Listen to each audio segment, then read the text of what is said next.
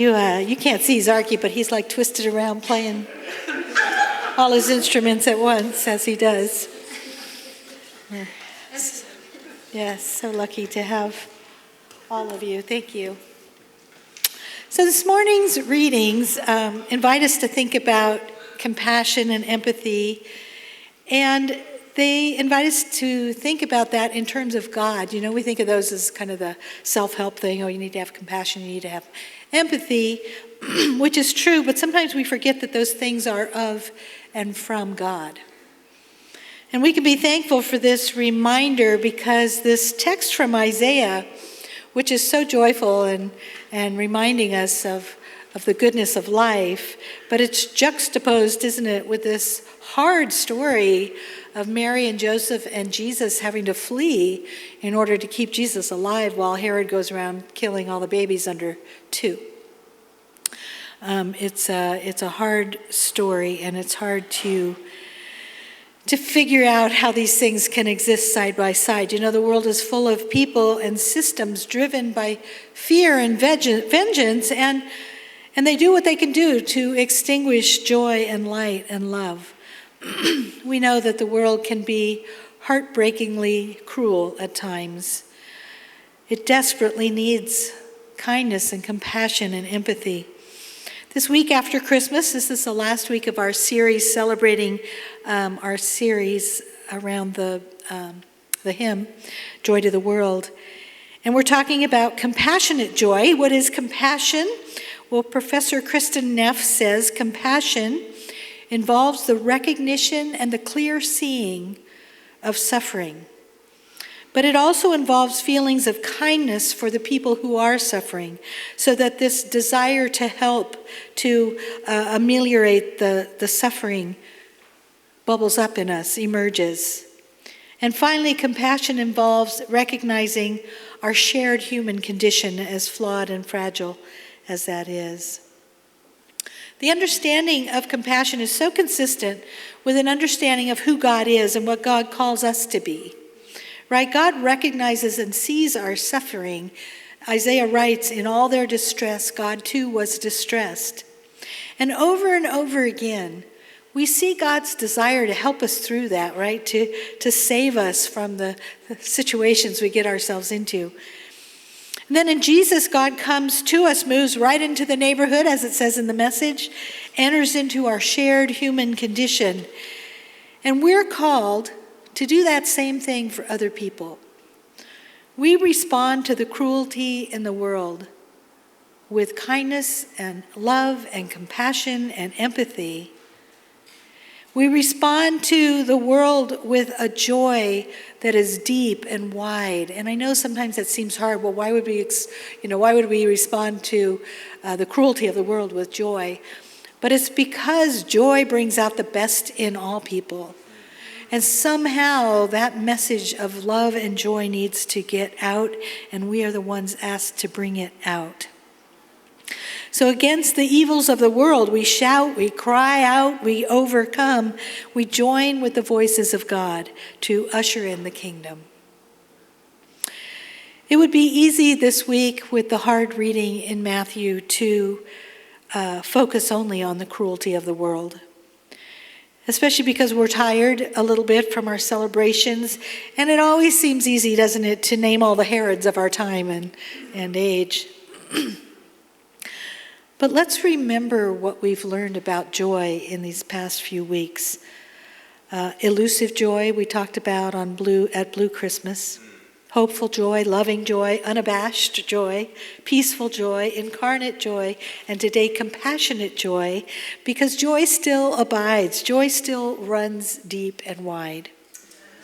Sometimes we need to take a step back, right? Use a little self-care so we can find that joy and tap into it. I've been kind of joking during this Advent that I've been living in my own little marshmallow world because I've been avoiding the news all of Advent and watching Hallmark Christmas movies every chance I got. Well, I did it. I even avoided the impeachment hearings, which was not easy for me because I'm totally hooked on those kinds of things. But it worked for me because I had lost my smile, but I found myself driving along in the car, singing songs with a big fat smile on my face, and realized how long it had been, that I had been caught up in my own angst about the political scene in our nation and about the fact that our denomination, this denomination that I love, is being torn apart by its own judgmental, oppressive behavior. And I needed a new perspective. I had to remember that God has our backs, right? That God is using everything that's happening to create good for all of us when the time is right. I needed to start seeing the world through positive eyes again. There was an article in the Wall Street Journal, which I almost never read, but yesterday I saw it while I was writing the sermon, and it related so beautifully to all of this. It said, the new year is supposed to bring hope, but too often it feels grim. We resolve to be virtuous, to lose weight, to exercise, to unplug from social media, but then we recall our past failures, and then we begin to fear another losing struggle. So we toast to a better, happier world in 2020, but we know there will be endless bad news and vitriol, especially in an election year. We could use a fresh approach, right? For 2020, there's a resolution that could actually work. This article says we all need to go on a low-bad diet. Our minds and lives are skewed by a fundamental imbalance that is just now becoming clear to scientists. The negativity effect is what they are calling it. And it's this universal tendency for bad events and emotions to affect us more strongly than positive ones. We're devastated by a word of criticism, but unmoved by a shower of praise. We see the hostile face in the crowd, and then we miss all the friendly smiles. We focus so much on bad news, especially in a digital world which magnifies its power, that we don't realize how much better life is becoming for so many people around the world. The negativity effect sounds depressing, and it often is, but it doesn't have to be the end of the story, thank goodness. By recognizing it, and by overriding our innate responses, we can break this destructive pattern and make smarter decisions, I think, and see the world more realistically, and also exploit the benefits of this bias. If bad is stronger than good, then good can prevail if we know what we're up against. The negativity effect is a fundamental aspect of psychology, but it was only recognized about 20 years ago.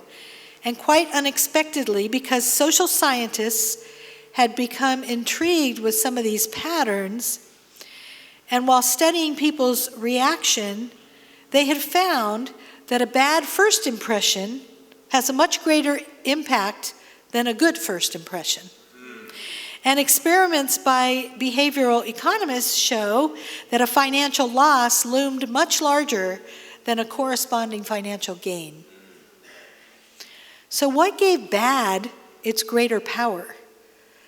Psychologists looked for situations in which bad events didn't have such a strong effect. And so they decided they would try to identify contrary patterns where good was stronger than bad was strong. And guess what? They couldn't find any. To their surprise, despite scouring research literature in psychology, sociology, economics, anthropology, and other disciplines, they could not find compelling counterexamples of good being stronger than bad. Studies show that bad health or bad parenting had more impact than good health and good parenting. A negative image stimulates more electrical activity in the brain than does a positive image. I was thinking of an example of that because in my own life, we lived in Europe when President Kennedy was shot, and we didn't therefore have the sound on the TV because it was all in German. But we just saw the same pictures over and over and over of Kennedy slumping over in the car and landing on his wife's lap, and this horrible picture that just played over in my little 8-year-old mind over and over and over. I remember things like Walter Cronkite crying when President Kennedy died. Those were the images that were in my head because those are the ones that I saw and took in. The pain of criticism is much stronger than the pleasure of praise. You know, somebody says something that is critical of us, and we deal with a great deal of pain around that. And if they say something good about us, we just go, nah, nah, nah, nah, you know, not true. And so we need to look at that for ourselves, don't we? A single bad event can produce lifelong trauma, but there's no psychological term for the opposite of trauma because no good event has had such lasting impact. Now, you may or may not agree with all this, but this is what this article said, and I found it so fascinating that I want to share these ideas with you. Our brain's negativity bias evolved because of our survival instincts, right? On our ancestral savanna, the hunter-gatherers who passed on their genes were the ones who paid attention to what might go wrong, like poisonous berries or predatory lions. They paid more attention to those things maybe than to the good things of life because they needed to stay alive. This bias is still useful. I mean, we can still make one mistake that can be fatal. But what worked for the hunter-gatherers in our history doesn't always work for us, right? This urge to load up on fattening calories was useful in the lean times on the savannah, but we know what it does to us today. It leads to obesity and ill health every time all this junk food's around us and so beautifully available. The other thing is that today we're assailed around the clock by merchants of bad news. Politicians and journalists tap into these primal emotions by hyping up these threats that they're aware of: nature, technology, foreigners, political opponents, whatever is going to instantly trigger that brain's alarm circuit. They know how to do it, don't they? And they keep us plugged in so easily. The current presidency has been a ratings bonanza because it has brought out the worst in both sides. You know, rarely a week goes by when we don't have some new warning that civilization is doomed. So once psychologists identified this negativity effect, they realized that it had been distorting what they believed for over a century. Because negative events had stronger effects, then it was easier to distinguish those and measure those than it was the positive ones. So psychology journals and textbooks have devoted all this time and twice as much space to analyzing problems more than identifying sources of happiness and well-being. The research was further distorted when it reached the public because it was filtered through journalists eager for news with the most immediate impact, of course, and that meant bad news. So we've learned a lot, right, about psychosis and depression and post-traumatic stress. We know all about those things. We diagnose each other all the time. But we don't know about the concept of post-traumatic growth, which is actually much more common. Most people who undergo trauma ultimately feel that the experience has made them a stronger and better person. But we don't hear about that. We don't share that news. We don't say, wow, you not only made it through, look at you now. Instead, we're ready to diagnose, all the other problems that we think they might have. After recognizing their own bias, psychologists began compensating for it by studying a positivity ratio, which is the number of good events or emotions for every bad one. Researchers saw that older people are typically more contented than younger people because they've learned how to improve this ratio. They've gone on a low bad diet, and that general approach can work for people of all ages. And the strategies are: first, don't do any harm. okay? We can do a lot of good things, and it's going to take 3 or 4 good things to counteract the one bad thing you might do or say. So the first thing we need to really think about is doing no harm, being careful of what we say and how we say it to each other.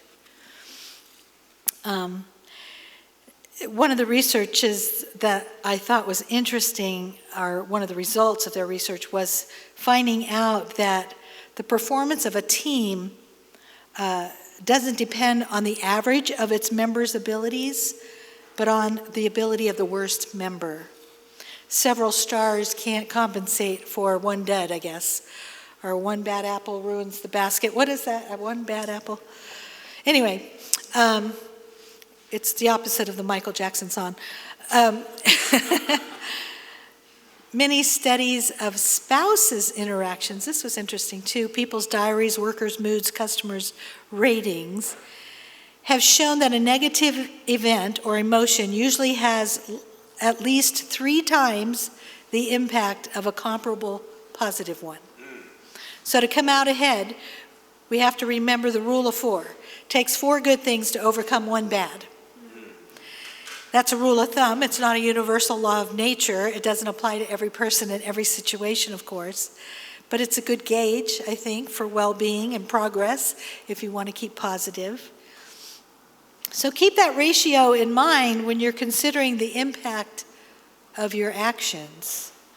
If you're late for one meeting, you won't redeem yourself by being early for the next one. You have to be early 3 times more. If you say or do something harmful or hurtful, don't expect to atone for it with 1 bit of goodwill. You have to plan on at least 4 compliments to make up for 1 bit of criticism. The other advice here is to put bad moments to good use. So instead of despairing at a setback, override your gut reaction and look for the useful lesson. The upside of negativity's effect is its power to teach and motivate. Penalties are usually, so this is interesting for a parent who raised her child, on praise, as we were told to. We've created a generation of praise junkies, I think, but this article says that penalties are usually more effective than rewards at spurring workers to improve. They're also more effective in motivating sinners to repent, so there you go, which is why hell-fearing religions have historically grown faster than ones preaching a benevolent message. Interesting, huh? No one likes getting or handing out bad grades in school, but at least that teaches us to focus on what needs to be improved. And then finally, capitalize on the good moments and relive them, right? So of all Mark Twain's aphorisms, the one with the most empirical support of this particular piece is a bit of wisdom from the title character of Pudd'nhead Wilson. He said, "To get the full value of joy, you must have somebody to divide it with." Psychologists call it capitalization and found that sharing good news is one of the most effective ways to become happier, but only if the other person responds enthusiastically. So you have to make sure that rejoice in each other's good fortune. Sharing good news makes the triumph more significant, so it's more likely to be recalled later when you're pondering your life, right? Which is another proven way to boost happiness. Engaging in nostalgia, which some of us begin to do at some point in our lives, used to be a sign of depression. But experimenters have repeatedly found it's a tool not just for appreciating the past, but also for brightening the present and the future. The past can be whatever you say it was. I think we all embellish our past. If you're a pastor, you do it on a regular basis because you have to have stories all the time. But happiness increases as we think about it, talk about it, live it. So look for the big picture. Just about every measure of human welfare is improving except one, and that's the message of hope. And the reason for that is that the only place the message of hope is being espoused is in the church. You don't get messages of hope at work, or, well, I do, but most people don't get messages of hope at work or even from family members. You get the message of hope from the church. And the church is growing smaller, so it's so important, isn't it, that we share this message that we know about. The better life gets, often the gloomier our worldview. It's the rich who sound the most pessimistic and the worst informed. The global rate of poverty has declined by 2/3 in recent decades, but most people in affluent countries think it has remained steady or gotten worse. Crime has plummeted in the U.S., but most Americans think it has risen because they see so much mayhem on their screens. So minimize the negative, accentuate the positive. There's a song, I think. It can help you to overcome the negative bias that skews politics and public opinion. When there is a school shooting, when there is a terrorist attack, we need to know about it. We need to pray about it. We need to do anything we can to participate in healing. But we don't need to listen to it and watch it 24/7. It skews our ability to offer hope. When politics and pundits are attacking each other, change the channel. Choose your online friends carefully and curate your news feed. You can follow that rule of 4, at least, Look for 4 uplifting stories for every bad one. Get more accurate and a more positive view of the world. By rationally looking at long-term trends, this is how the article ends. By rationally looking at long-term trends instead of viscerally reacting to the horror story of the day, you'll see that there's much more to celebrate than to mourn. No matter what disasters occur in 2020, no matter who wins the presidential election, the average person in America and the rest of the world will in all likelihood become healthier and wealthier. Maybe if we all go on a low-bad diet, we'll also become wiser and happier. That would be our prayer. And be able to give the world the hope that it lacks. I want to close with an Anne Weems poem called Angels Still Appear. Angels still appear to those ready to receive blessings in spite of the barren impossibility of their lives. Elizabeth still recognizes Jesus and calls him Lord, receiving him in her heart in spite of the distraction of her own blessing. Blessings still come to those who believe that nothing is impossible in the hand of God. Mary still gives birth. Not just every Advent, Mary still gives birth to this child who advents into hearts unexpectedly and forever. Herod still live who would kill the Christ, but Mary and Joseph still flee to the desert and the night to protect the one given into their keeping. Doors still slam in the inns of this world. Herod still plot to kill. Desert and darkness still threatens our safety, but God still lives. In spite of war and terror, Mary gives birth to the Prince of Peace. In spite of hunger, Mary gives birth to the bread of life. Amen.